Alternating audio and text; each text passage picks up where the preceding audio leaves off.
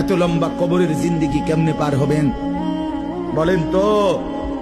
নূহ আলাইহিস সালামের জামানায় যারা মারা গেছে তারা আজ কত হাজার বছর কবরে পড়ে আছে। ইব্রাহিম আলাইহিস সালামের জামানায় যারা মারা গেছে তারা আজকে কতদিন কবরে পড়ে আছে।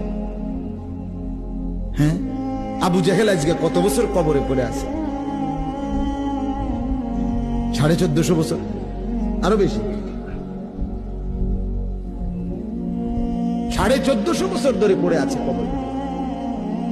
এরপরে তো হাসরের মাঠ, এরপরে তো ফুলসেরাত, এরপরে তো জাহান্নাম, আর তো রইছি। তাহলে দুনিয়ায় থাকলি কতদিন, কবরে পড়ে রইলি কতদিন? আপনি বলেন। আবু জেহেল দুনিয়াতে ছিল 800 বছর, কথা কর না। আবু লাহাব দুনিয়াতে জীবিত ছিল 900 বছর, তো কবরে আছে কত বছর? তো